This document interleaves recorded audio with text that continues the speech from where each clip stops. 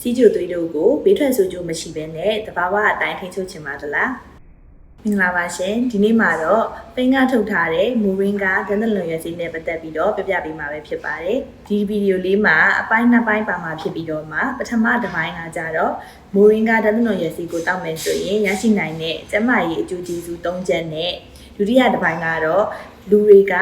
ဒန်းသလွန်ရွက်ဆိုရင်ဘာကြောင့်ပိန်းကထုတ်ထားတဲ့မိုရင်းကဒန်းသလွန်ရွက်စီကိုတကူးတကရွေးချယ်ပြီးတော့တောက်သုံးနေကြရလေဆိုတာပဲဖြစ်ပါတယ်။ကျန်းမာရေးအကျိုးကျေးဇူး၃ချက်ထဲကပထမတစ်ချက်ကတော့စီးကျိုကိုထိန်းပေးနိုင်တာပဲဖြစ်ပါတယ်။ခန္ဓာကိုယ်ကနေအင်ဆူလင်ထွက်အောင်လို့လှုံ့ဆော်ပေးတာကြောင့်စီးကျိုသမားတွေအတွက်အကျိုးရှိစေမှာပါ။ဒုတိယတစ်ချက်ကတော့စီးရှင်စေတဲ့အာနိသင်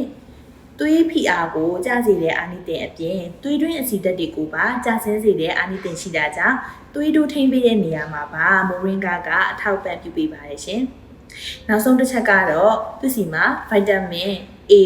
B, C,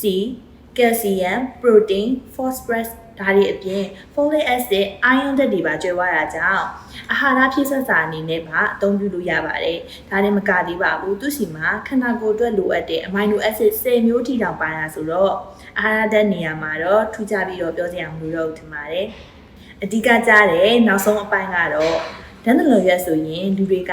ဘာကြောင့်ဖိန်းကထုတ်ထားတဲ့မိုရင်းကဒန်းသလွန်ရွက်စီကိုပဲတကူးတကရွေးချယ်နေကြရလဲဆိုတာပဲဖြစ်ပါတယ်။အကြောင်းရင်းကတော့နံပါတ်1 organic ဖြစ်တဲ့ပြည်ဦးလွင်မှာရှိတဲ့ Fame Organic Farming Project မှာဓာတုပိုးသက်ဆေးကင်းစင်စွာနဲ့စိုက်ပျိုးထုတ်လုပ်ထားတာဖြစ်ပါတယ်။ဒုတိယတစ်ချက်ကတော့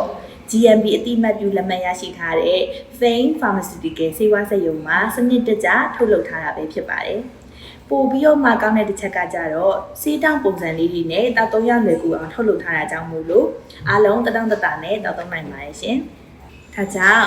ရေသေးပြေဝဘေးထွက်ဆိုးကျိုးကင်းပြီးအာနိသင်ထိရောက်တဲ့ဖိန်းမိုရင်းကဒန်းသလွန်ရွက်စီကိုအားလုံးကရွေးချယ်နေကြရပဲဖြစ်ပါတယ်။